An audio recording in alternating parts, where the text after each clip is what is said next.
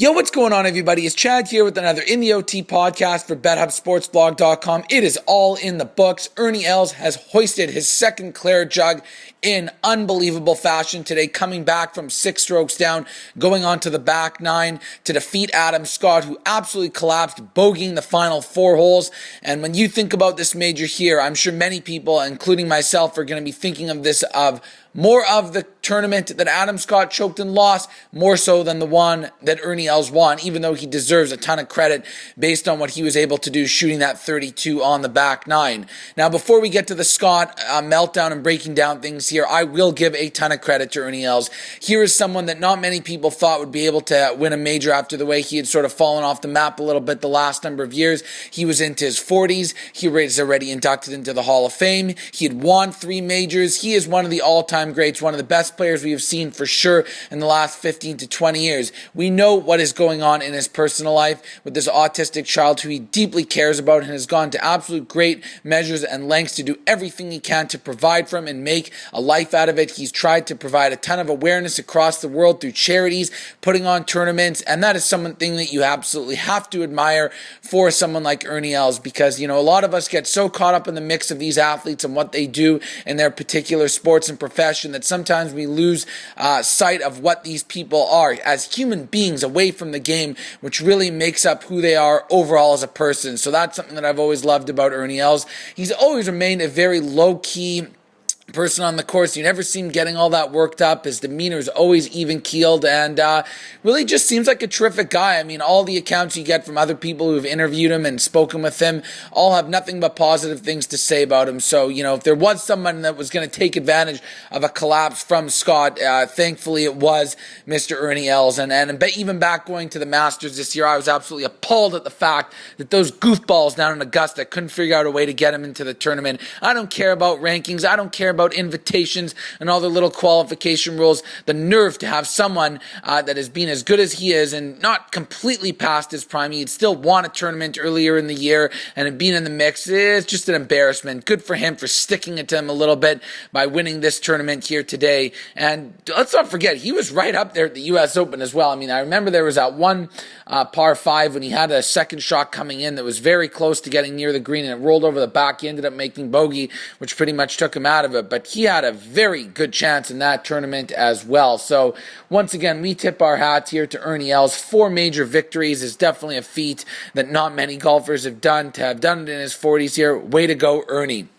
Now, we can get to Adam Scott here, and the reason why I say that this could be one of the biggest collapses of all time in a major is due to the fact that he held the lead for as long as he did. Sure, people can point to McIlroy melting down last year at the Masters, or even going back to the days of Greg Norman choking at the Masters, but those large leads were surrendered much earlier in the rounds, or even Dustin Johnson at the U.S. Open a few years ago, or Nick Watney at the PGA. You could tell on the 5th, 6th, 7th hole, by that time they were already out of first place. So it's not a massive choke from the perspective of you think that you're just a couple holes away from winning a major title. We're talking about someone here who has played phenomenal golf all weekend long. The fact that he was up by 4 shots with 4 holes left it was way too big of a collapse for him. And we're talking about someone who's been in the top 10 or 15 in the world for the last number of years. He's won his Players' Championship. He's been knocking on the door. This isn't a Jean Van de Velde that came out from nowhere that you know would have a little bit more nerve and pressure in his hands,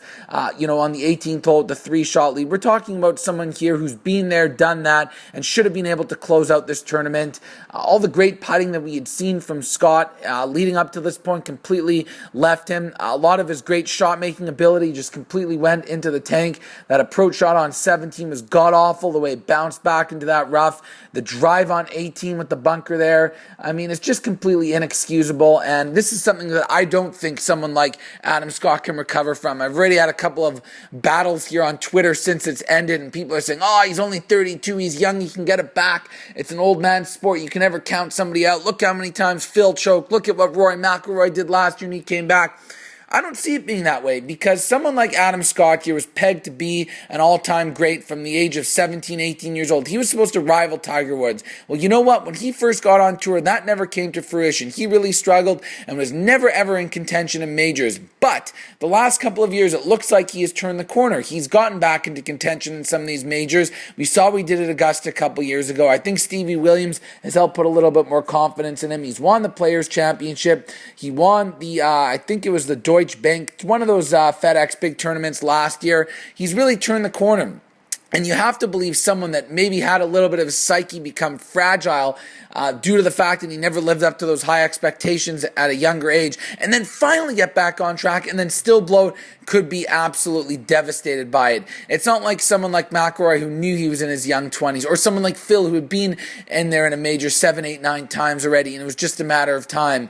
I don't know. I mean, 4 strokes with 4 holes left, that is just absolutely brutal, and I'd be shocked actually now if Adam Scott does win a major in his career, because you have to believe in the back of his mind somewhere that's going to be playing over and over again. And we all know that he's hit the ball so well for most of his career, and the number one thing that's plagued him has been the putter. And when you lose it and start missing some of those 4 and 5 footers with that big oar that he uses, I'm not so sure that he'll be able to become clutch in the future with any putts like that. If he was to go on and win any major, it's going to be because he had a storming comeback with less pressure, not having built up a lead, because I just think that his mental psyche is absolutely smashed right now, even though he doesn't appear to come across that way in front of the camera. I mean, he looks pretty strong with the way he's handled himself, but let's not forget, Sergio Garcia pretty much thought of in the same sort of light as a young up-and-comer. He had his chance at an Open Championship a few years ago. We know what happened. Padraig Harrington stole that Open from him. He has not even had a sniff of a major championship since then,